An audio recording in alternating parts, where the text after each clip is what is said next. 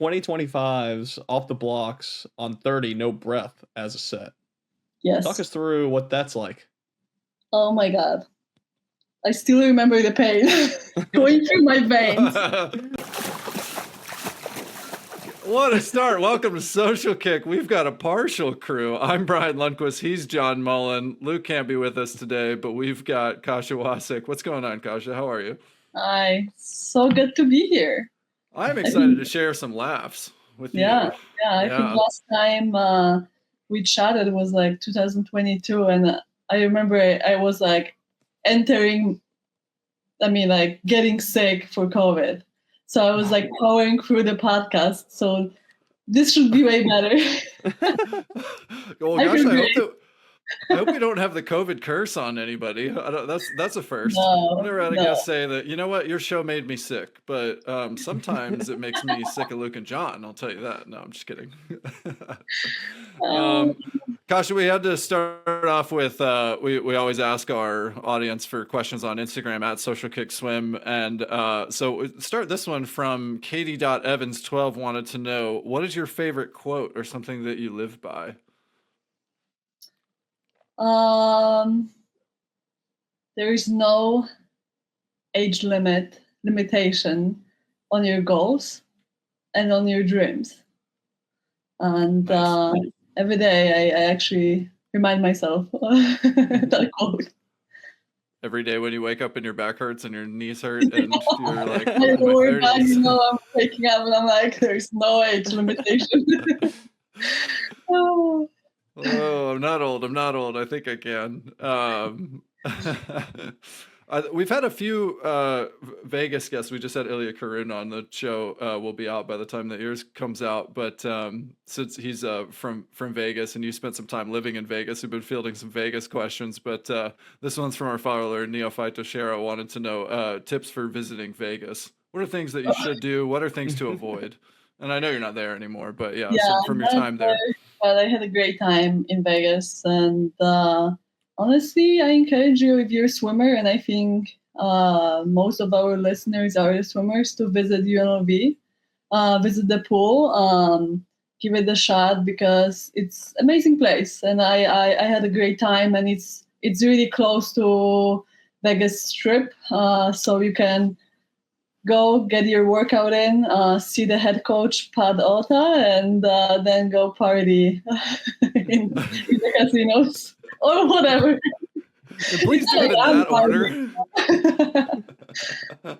That's how it goes. That's why you moved from Vegas, because too much partying right next to the pool. Too much swimming.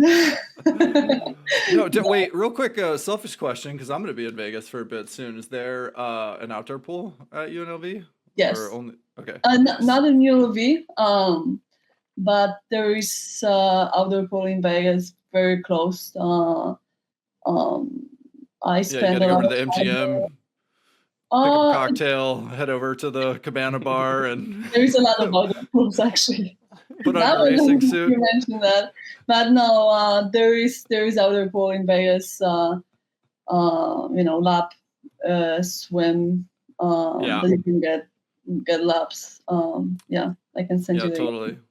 Hell yeah, that's what I'm talking about. This one's not even a question. This one's just from Gross Zosia, said, "I love you." So there's that. And then Muller Sports Psych was a sports psych doctor who was posting a lot of good, mental health advice and everything. So thanks for the follow. She asked, "What's your favorite memory from Paris?" Oh, there's a lot, but my favorite, I think it's just being with my friends and family. I had a huge fan group in Paris. My whole family was there. My friends from Dallas and Los Angeles came to watch me race. And it was very special, to have my whole family. I actually celebrated my dad's birthday on my during my finals, 50 freestyle finals. So it was very special experience. Well, 5 Olympics is a rare feat.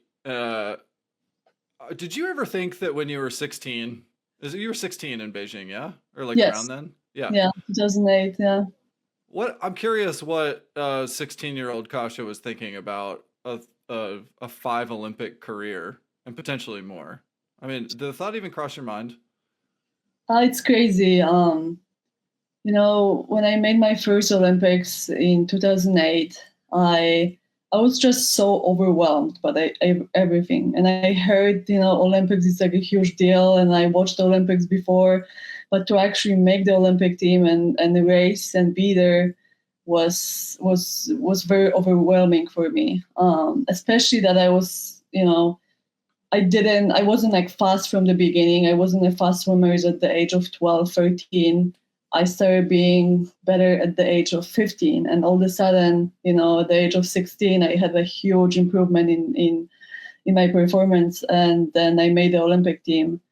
And honestly, like I didn't think about, oh my God, I have to make the other Olympics, that was just like, okay, that was great. That was great experience. And let's focus on the next meet, which, I had the junior Europeans, junior worlds, and then entering the senior spectrum of the meets. So definitely every Olympic cycle, I wanted to be there because I had the experience. And going to 2012 Olympics, then 2016, 2020, I knew I have to be there because I want to represent my country. I want to represent my family, my friends, my people that were supporting me in my journey. And to be able to represent my country for 5 Olympics, it's something that keeps me very emotional and proud. And I hope I can keep doing it for a few more years. You're rocking the Poland shirt now, yeah? How many people do you think you could outfit with all of the gear that you've gotten throughout the years? Oh, a lot.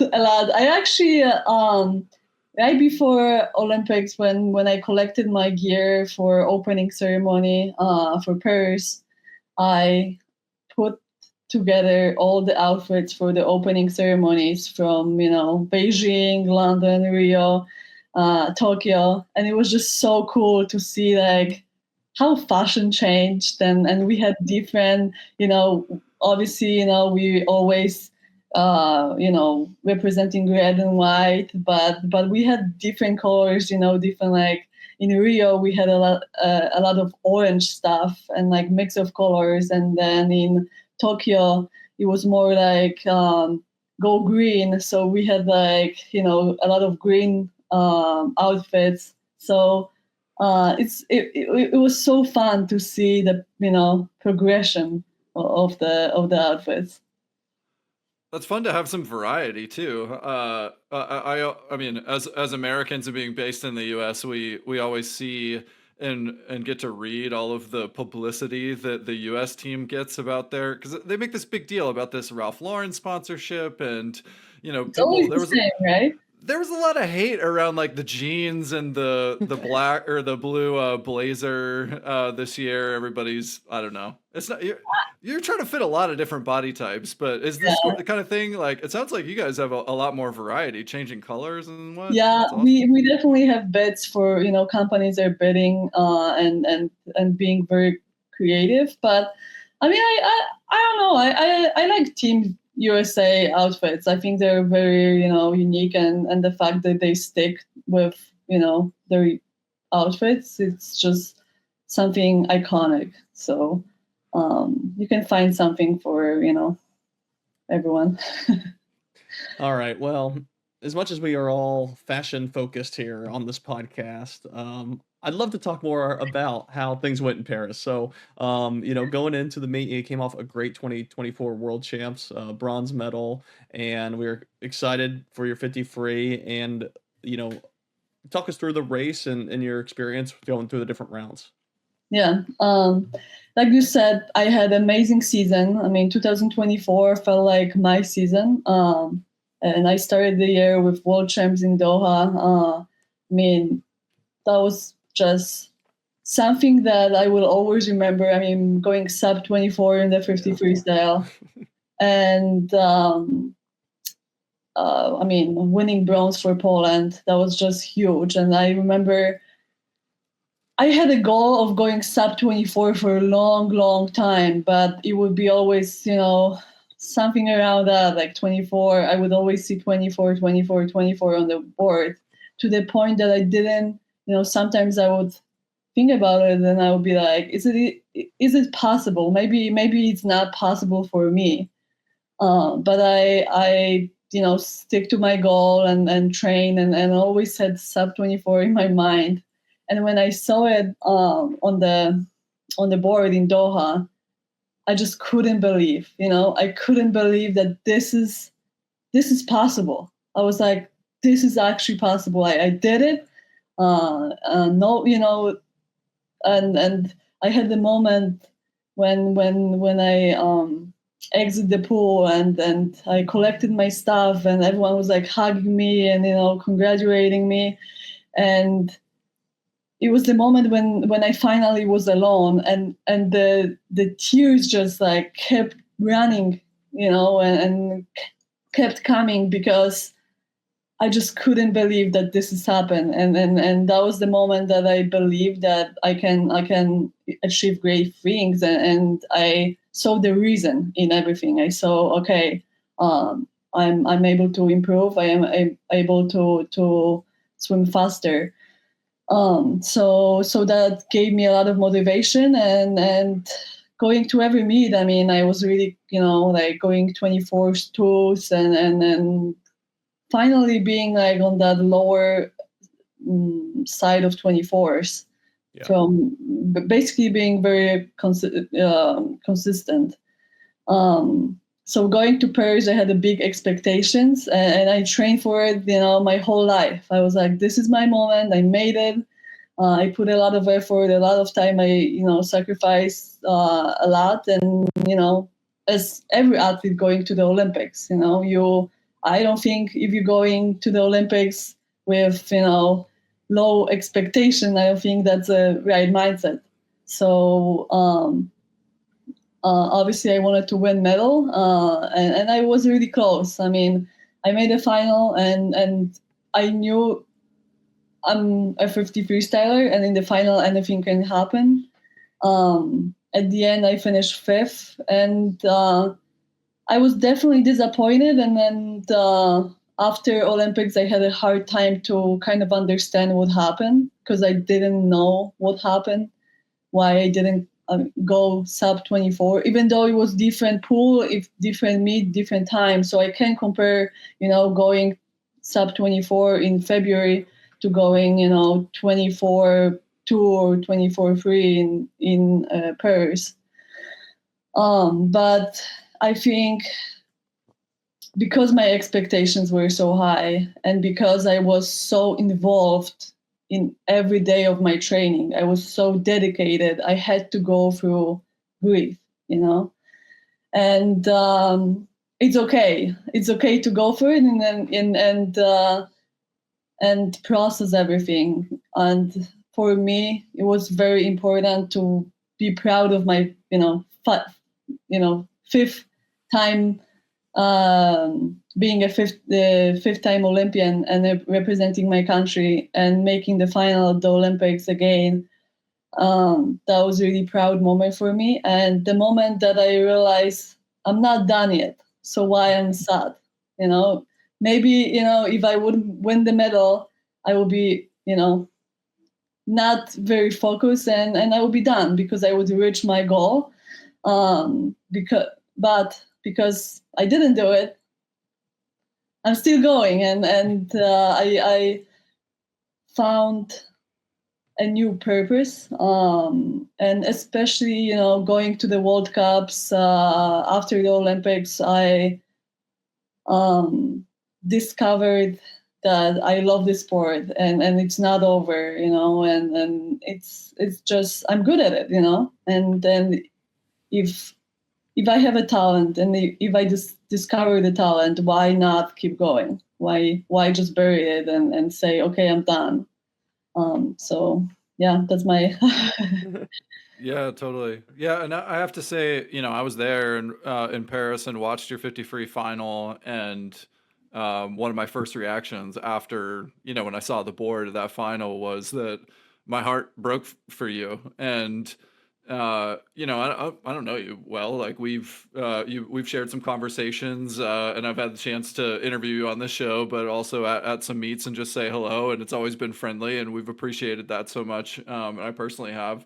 And I think that's one of the tough things is like when you want, when you wish well for someone and for the result not to go their way, that's difficult. But it also like as an athlete myself who has had races and results that didn't come to the vision that I had. I can also see myself in the pool, right there with you having that experience. And I think that there's a lot of people who will listen to this and have a similar experience where it may not have gone their way exactly. And John and I were talking before this conversation just about like, things happen and who knows how they affected the outcome. We were thinking about like when you were stepped away from the sport and then rediscovered it in that like 2018 period, that like ISL was starting to come along and there were opportunities to be a professional swimmer. And so here you are talking about like, hey, maybe you're still in the sport now because the result led you to a mindset of, oh, I really love this and I appreciate it for, these reasons. And you're able to see that more clearly in the same way that maybe like there was another time when you came back to the sport that there were opportunities available to, build a career out of it. I don't know if that had any impact, but it was just like, something we were discussing. And so I think that's really powerful to be able to, see all of the things that happen and take what you can from them, because that's all that we can do, right? Yeah, exactly. I mean, just hearing you talking about it and saying when you said like you kind of felt disappointed for me, I mean that just grabbed my heart, because I know so many people wish that I would come back with from Paris with medal, and then they felt like I deserve to come and win the medal, but it didn't happen, and it's okay. Mm-hmm. We didn't reach our goal, and sometimes in life you don't get what you want, and sometimes you work really hard for something and you don't get it, but it's still worth it. It doesn't mean that the work went to waste. I still had an amazing experience. I still I believe that I improved and I'm gonna be better, and that just gave me experience to keep going. And I can't be focused on that performance forever. That's why I decided to just move forward and be like, okay, I can just learn from it, and hopefully I'm gonna be in the good health, and because that's one thing that I need to keep going for another 4 years. But mentally, like I am definitely there, and especially I want to do it. I like I said, I feel like I have something to prove, and especially I enjoy this sport. I love this sport. This sport gave me a lot of opportunities in life. So I think that's gonna make a difference in another Olympic cycle.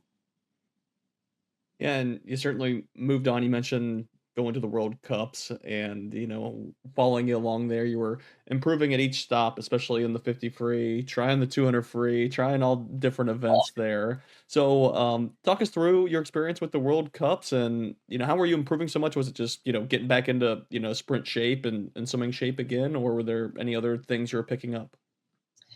Yeah, I mean, first of all, it was very important for me to go to the World Cups and compete as soon as possible after Olympics, and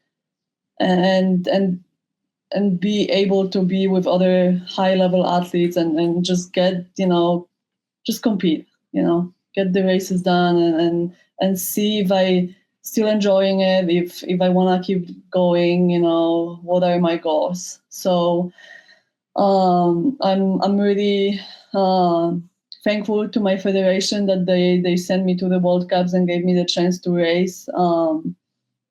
And from them, I mean, like once I was there, once I made it to China, I knew that this is my place. And obviously, the first meet was a little bit rusty because I haven't been racing short course meters for 2 years. I think the last time was 2022 World Cup in Indy. I just, I dove in, and the first day was 53, and I was like, I don't know what I'm doing. I guess I have to turn.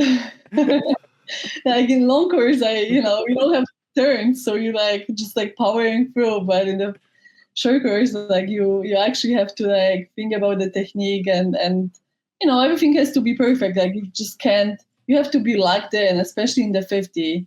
I feel like, people are always like, oh, how is your 50 so fast? Like I know exactly what to do. Like I'm just like locked in, and I know my technique. Like, if something is off, I know it's off, and then it shows in the time. Like it's no surprise for me. So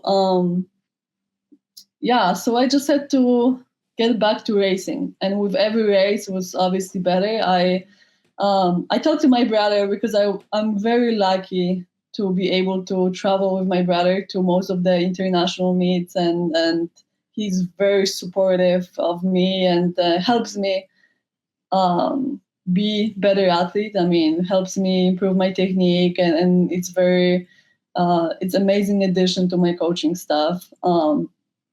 So before we made it to China, we were talking about the entries, and we were like, okay, let's enter the classic 100, 50, 100 freestyle and 50 fly, because that's what I used to do at the World Cups.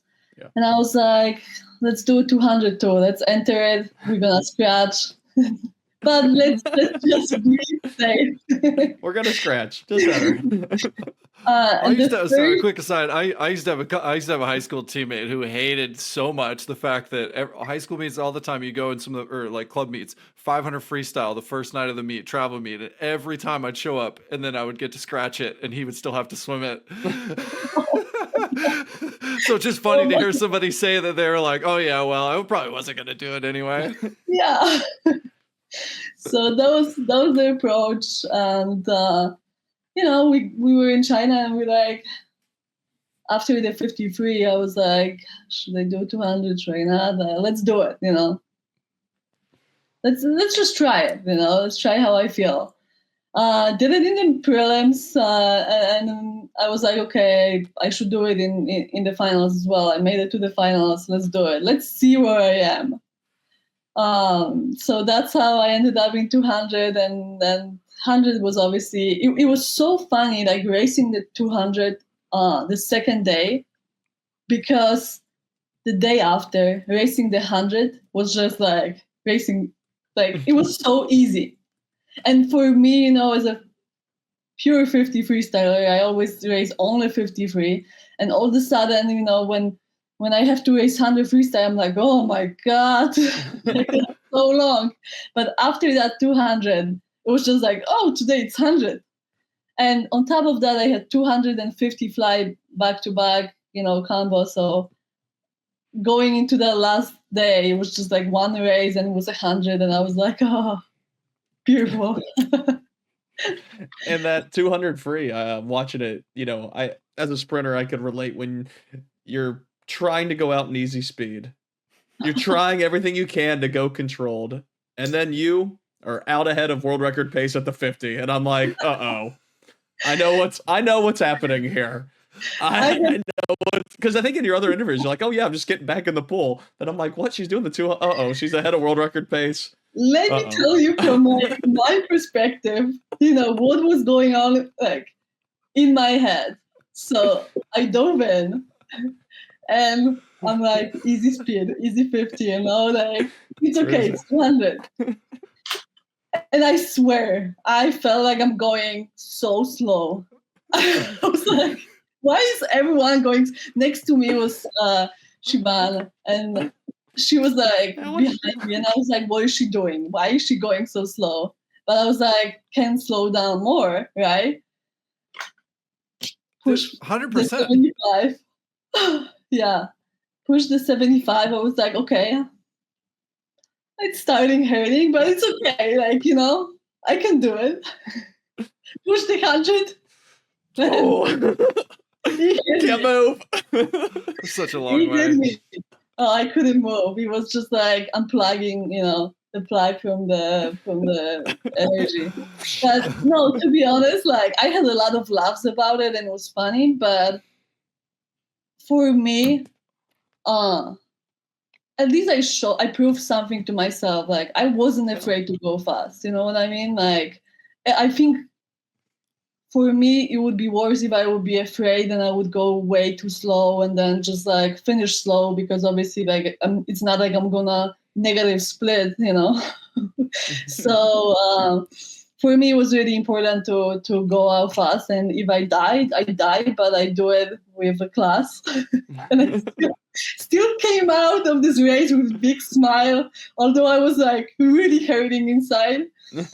But I learned from that race. I learned, and the next match, I definitely didn't open that fast. I knew 200. It's all about the strategy, and for me, going 50 freestyle, it's just go fast. Just don't make any mistakes. Everything, be locked in, but go all out. In 200, you actually have to think about your pace, and it can be that random. So just refreshing that in my mind, because I used to be 200 freestyler. I made my first Olympics in Beijing in 200 freestyle. So it's not like it's been sometimes since then, but I just had to refresh the race, and it was a lot of fun. I really enjoyed racing 200. Especially short course when you have all these turns, so it's not like you don't swim for too long. You always hit the wall. Yeah, I think swimming that race was so important for me to find the joy from it, because 50 is always about business. Like this is my race. Like let's be fast. 200, it's like I can have fun with it. I can learn. I can turn my brain on and think a little bit more. And I was like, wow, this is so much fun. Like I'm actually like I have a chance to breathe. Like to see like my friends next to me the race. So yeah, I had a lot of fun with that race. Yeah, it's so relatable, man. Oh Everything talking about that 200 free. I mean, it takes me back to my senior year in college. Like, I was a 200 freestyler in high school. First national cut was 200 free, but then by the end of my career, I'm like a pure 50 free, 50 butterfly guy. And like, but I remember doing a 200 freestyle, and it's like when you have that familiarity, you remember what it was like. But now you have this new skill set. If you hold a lot of water, your stroke technique's a little bit different when it's like built around top end speed. It is easy. Like, I 100% believe you. That first 50 that you swam was easy. yeah, And yet at 125, you're like, dear God, I've got 75 left. How can I finish this thing? And it's like both can exist at the same time, that you did go out easy, but there's I don't know. It's a different biomechanically, it's different energy systems. yeah, But also like a lot of fun too, because if you don't get that stimulus, you don't get to think about it. You talk about like, hey, every 50 race that I do, I know the nuances of 24.2 to 23.9. Sometimes if it's only a tenth off, you may not be able to tell the difference between them, yeah, which I think is another yeah. thing back to like, how your long course season went. Uh, but like, you kind of know the difference of those, you've dialed it in, and then to be able to rediscover something that you don't get to enjoy on a regular basis is like freeing, really freeing, to have that sort of just, I don't know. Let's go. Let's, you can swim without any expectations, and despite the impending pain and suffering that will come at the end of that 200 or even 100 at least, there's the joy of discovering something new and having a new experience where you get to play and it's more of an art. And I think, it's like sometimes there's this joke coming, oh, the sprinters, they don't work hard and, they don't know what pain is. I showed in that 200, I know what pain is. I'm not afraid of pain, like I went out and I mean, I knew at some point I'm going to die, but I wasn't afraid of that pain because when I'm training for the 50, all I do is I'm being in pain. It's like going all out all the time, short interval or like long interval, but going 100%. And that's really hard to achieve. And sometimes people don't understand. It's like, well, I don't know, you have 625s all out, how hard it can be. No, if you go all out, it can be, really taxing. So I think that 200, and especially like seeing someone like, hey, like, I hate seeing someone, starting the race too slow. It's like, come on, just at least die in the race, not just finish it and be like, oh, well, I'm not tired. Yeah. Well, speaking of hard sets, I think Bryan found something with I'm not sure if it was on your Instagram or Magic 5 about 2025s off the blocks on 30, no breath as a set. Yes. Talk us through what that's like. Oh my God. I still remember the pain going through my veins. Yeah, it was crazy. It was back at my days in Vegas at the UNLV. We did 2025s, no breath on 30 seconds. And we had blocks set up on both sides. So we had to get out, dive in and go, your best and don't breathe. That was just like, you don't get that breath. And it was really tough. I mean, I feel like after the sixth one, I was like, there's no way I can do it. And then I had a teammate like in front of me and he was like going really hard with his breath. And I was like hugging my knee and I'm like, I can't do it. And then like, I saw all my teammates like doing it. And I'm like, I can't be the one. Like no one want to be that person to like, be done first. Yeah. And so we all pushed each other and it was amazing. And we actually finished it. And it was, at the end of the set, it's obviously like you fighting your, dark moments and demons. And, you have, your technique is not perfect. And I feel like my arms were not moving anywhere, but I did not take that breath because that would show me like my, that weakness that I just wouldn't be able to stand. It's like I'm a 50 freestyler. I can't take that breath. And that set was really important mentally, more than physically. It was just to mentally get into that stage of being, achieving your goals. Because at the end, it wasn't about times. You just had to make 30. I mean, of course, we were trying to go all out, but like, the times were ugly at the end, you know what I mean? Like, but not taking that breath, that was definitely the goal. I was gonna say, when do you think you were going slower? The end of that set, the 20th of 2025s, or the last 25 of the 200 in the World Cup? That's a good question. I think the last 25. I mean, depending in China, maybe that was slow. The last 25. Which kind of pain is worse? 2025s definitely. It's because it's 20. It's like it's pure math, and you have to.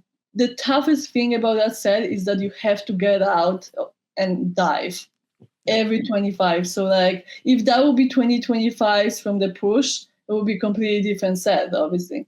But just getting out and stepping on the blocks, that was miserable. Oh man! But that's why we do those sets, Yeah. We do those sets so then we're confident in the meet. We go to the competitions and we're like, oh my God, like I've done 20, 25s no breath, and now I have 50. This is a joke. So it's just different level of confidence when you know. Whoa. Yeah. Let's not call it a joke. It's 50 is the hardest race in swimming. Okay. It is, but just saying, like, Oh no. Easy now. By the way, John, what's your best time in the 50 free long course? 23.5. Okay. All right. Nice. So it's not far behind you. What was that? Under world record. But the world record's getting faster, and my time is not getting faster, so Not for long. it certainly has passed. What about short course? Short course yards? I don't even know if I have a short course meters time. Jeez. Short course yards, 20.1. But yeah. Okay. Yeah, but I don't know. Short course meters. I don't think I have any times off the top of my head. Yeah. I'm trying to remember what my short course meter best time is. I want to say 21.2. Yeah, I think that's right. 2008, but which is like respectable, but not like, now like 19's under threat. So how long do you think, Kasia, 23.5? How long till somebody goes in long course? How long till a woman goes 22?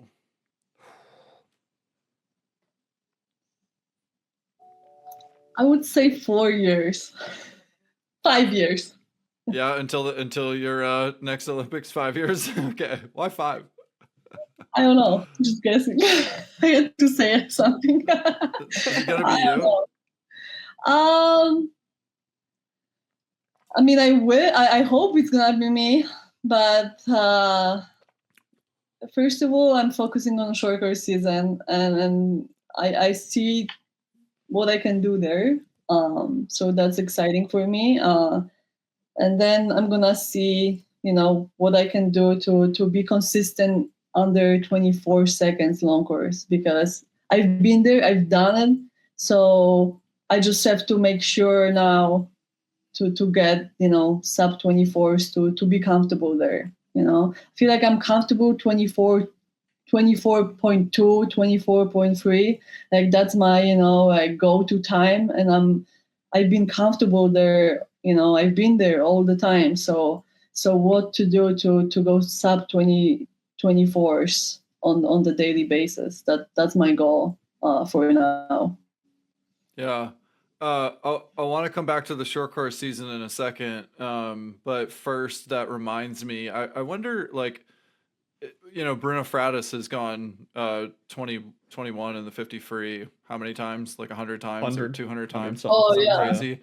And that, like, consistency, it makes me wonder, have you ever had a conversation with him about, like, what he's, how he thinks about, like, execution of the race and the consistency and all the details, and, like, how you're a very consistent 50 freestyler, and so I see a lot of parallels there. I'm just curious, like, if you're thinking about how do I take 24.2 on, 24.1 on repeat and make that 23 7s and 6s on repeat, what needs to change? And, like, have you ever talked to peers or others about how to do that?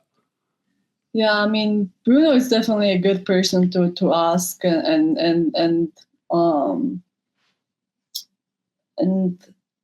like you said, he's been going 21s like over 100 times. So I mean, he obviously knows how to do it, and I think he's a great person because he likes sharing his knowledge. He's very open, and he's easy to talk to. So yeah, I definitely have to do it. I didn't have a chance yet to, like, I sat down and talked about swimming and then different training approaches, but that's a good question for him, like how to be consistent for so many years on that level. So that's gonna be my next question when I see him. Hopefully, I always see him in April at the Jax 50. It's really fun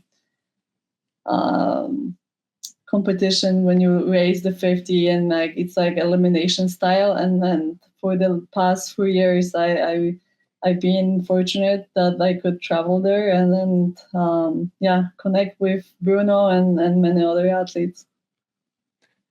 Are you the woman with the most sub 25 second 50 frees? I have no idea. I'm trying to think. Yeah, I don't know, but if I mean, find I would somebody who say knows. no, because I retired in, Yeah. I was completely different swimmer, prior 2020, Yeah. and I retired, came back, and then I, jumped to, my first time going like, 24/5 and making the Olympic, cut for Tokyo was, in 2020, right before the pandemic. So it's not like a long time. Yeah. Well, let's talk about consistency in short course meters then. And you talked about like, busting the rust off of how to swim a short course 50 free throughout the World Cups. You ended up dropping like half second or more from, first stop to the last stop, which is like a big chunk of time. But then, so I'm curious for you to outline like, okay, so what do you do from here? What do you take with you? What needs further refinement? And then what are you hoping to achieve in Budapest? Yeah, so like you mentioned, starting racing in Shanghai, I was 23/8, and I felt a little bit confused after the race, but because I was like, but I knew the mistakes, and like I said, going into the racing, I didn't feel like myself. I felt like, I need to race more because I'm not locked in. You know what I mean? Like, I was just racing and I was all over. I was like thinking so much, and I was like, oh, the turn is coming. The turn was slow. And, it's just like, I wasn't myself. So that's why I feel like I was able to drop so much time with every match, because with every race, I was like, okay, like, I remember that. Like, I remember that feeling. Getting into the wall and having better turns, that helped a lot, because at the beginning I was just like, had to like remember how to turn, and turn fast. I'm not saying just like, in practice, but like do it, very fast and push that wall so I can finish the second 25, have that back speed. But I mean, like I said, I had, I'm really happy that I had chance to race World Cups, and kind of that gave us a chance to see what I can improve. And then, to have my brother there again, he was there live, watching me. Here in Dallas, I had Ozzy, analyzing my races, and kind of when I came back, I got a chance to meet with him and talk about the next 5 weeks leading to Budapest, and what we can change, what I noticed, in racing the World Cups, what, how I can improve. So just racing more, like since I came back to Dallas, I mean, we're doing a lot of racing, getting comfortable with, turning, just being comfortable with the wall, and getting that turn faster. We're doing a lot of power, a lot of, dives. So just looking at every detail of the 50 freestyle. And I'm very exciting for Budapest. I feel like Budapest is my second home. My family is gonna be there, of course, and then just, again, going with my national team and representing my country. Like, that's what I'm here. This is an honor, and I will always cherish like every race I get to represent white, and red. Yeah, a lot of talk about improving that turn, and like you said, it's been like 2 years since you've had to do fast turns and things like that. So are there, drills or specifics that you're focusing on, or is it more just, all right, I just gotta do reps and do reps at speed to really lock in kind of the where I'm at there and to get my feet over quick? The most, I mean, like I said at the beginning, because I didn't race short course meters for so long, and even short course yards, we didn't race a lot. Sometimes we do train short course yards, but it was all long course. It was all long course focus because of the Olympics. Um, so when I got to race short course meters, I had to remember, like, okay, what's my like, how many strokes do I take on that first 25, because I don't know. I don't remember. So like that first match was very important because it got me, like, I know exactly like how many strokes I take to the wall, like I don't have to look actually for the wall. Like I know uh when to turn. So just like going full speed and like being comfortable with, my stroke count, it's very important. Um, so that's like my main goal for Budapest, to just, yeah, because when you look for that wall, you just lose the speed. So it's just really hard to then um, recover from that race. You mentioned Ozzy, and I know Ozzy back from my Auburn days, and he looks a lot better in the SMU blue and red than he did in those awful colors from Tuscaloosa. But can you just talk about like the move? Talk about the training move and move from Vegas to Dallas? Why? What's the story Yeah, behind that? yeah. So I moved last year. It was exactly a year before Olympics. So it was definitely a huge, huge move. Very difficult because I was very successful in Vegas. And I feel like um, changing something a year before the Olympics is very risky. But um, I kind of didn't have a choice, because me and my husband started a business, and I encourage you to go to olympiarefreshments.com and learn more about the business. But Oh yeah. uh, basically, that was the reason behind the move to Dallas, and changing something before the Olympics. Um, and it worked out. I was very lucky to meet with Ozzy, and uh, when I came in here to SMU and I had the first conversation with him, I knew I'm gonna stay, because something clicked, and I knew we just communicated very well. And for me, this is very important. I have to have someone that I trust and I believe in, and communication is a big thing for me. So yeah, I was very lucky to find Ozzy and train here at SMU. That's awesome. Yeah, some of the outdoor pool pics look sick. Next time in Dallas, I want to pop over there. Like Oh a good, yes, I love a good outdoor pool, a good training environment. So yes, cool. Yeah, I know. definitely. I'm looking at this Olympia refreshments. Cool. Yeah, Are they yeah. all over Dallas? We are in Dallas. We're based in Texas. I mean, we're growing, we're expanding, so we can definitely, I encourage everyone who listens to the podcast to, even if you're not in Texas, we can take care of you. We are, you know, providing the break room services to workplaces over 100 employees.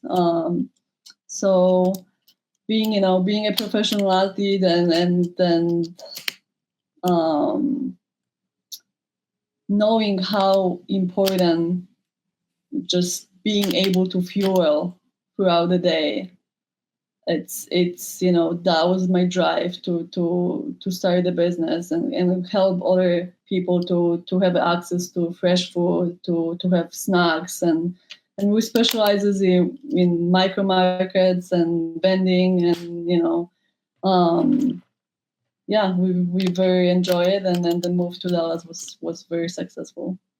Yeah, That's awesome, and good to have an outlet too. It sounds like, you're Yeah. doing some, it's not just, it's not his thing, it's your thing, and you're spending some time on it. Do you feel like you get like that outlet to be able to, not be thinking about swimming and be focusing on something else too?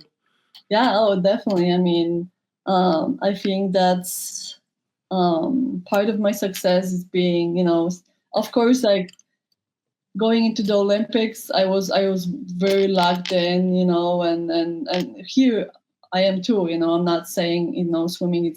Swimming is still very important, but I have something else because I feel like if you think about swimming all the time, then it just crushes your life. You're just like overthinking, too much, and it's just not healthy. So I go to practice and I give their 100%, and I have a conversation with my coaches. I analyze the technique. I think about my workouts, but then I go home and I have something else. I have something else to focus. Either if it's my business or taking care of the house. I I have something else to fill my day other than swimming.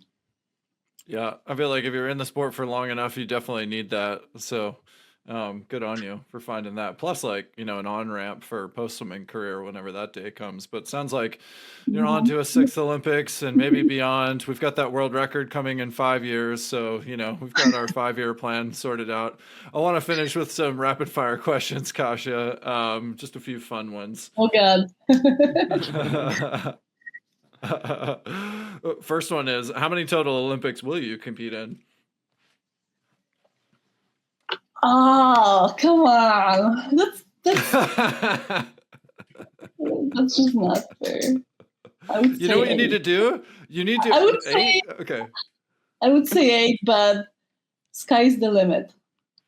You're 32 now, so another 12 years to get to the third, four, six, yeah.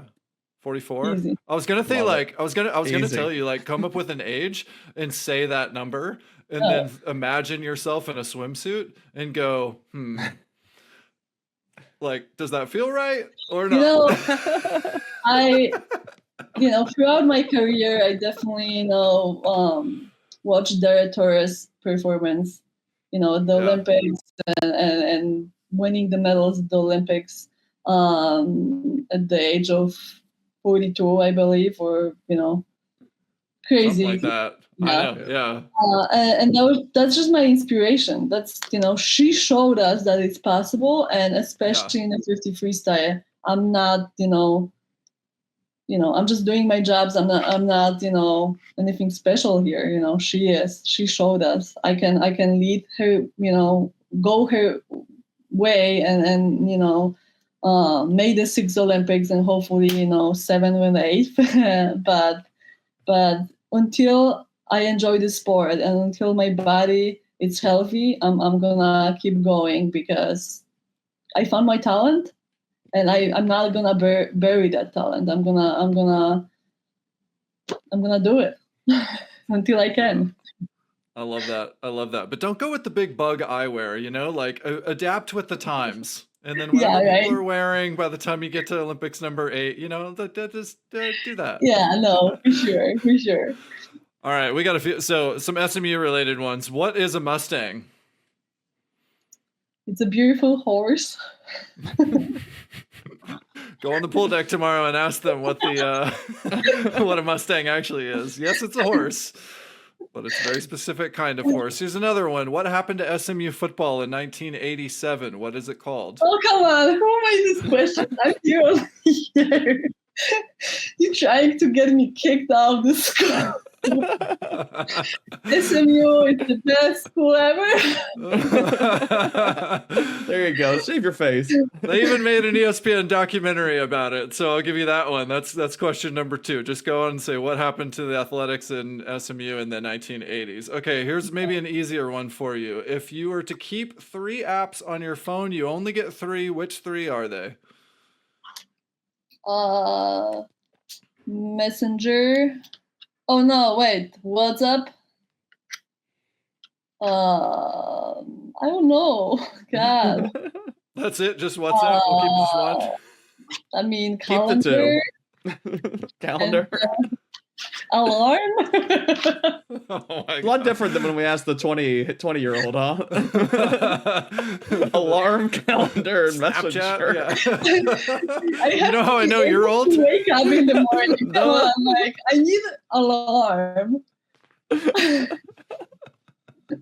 Oh, that's fantastic. Okay, what are you listening to, reading, or watching right now? What are you consuming? I'm listening to Skillet's new album. It's my favorite band. So Nice. yeah. All right. What's the most used piece of equipment in your swim bag? Snorkel. What is a dream sponsor you could have if there were no limitations? Any sponsor in the world? Who do you want? Social Kick. Hell yeah. Hey, maybe that's coming actually. tuned. All right. And what's the most annoying thing that a training partner can do? Annoying. Yeah. Mm-hmm. I mean, touch my toes when I'm swimming. Like, hate that. Just Yeah. don't do it. Never. Don't do it. Just don't do it. Never. All right. Speaking of this dream sponsor, how often are you doing Social Kick these days now in practice? Every day, man. I'm all about Social Kick.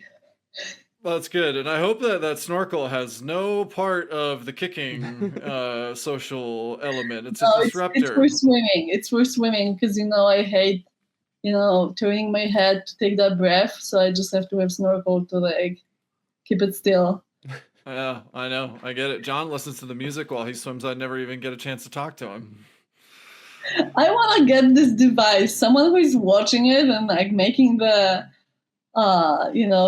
device for swimming. I don't know what brands are out there, but I want to try it.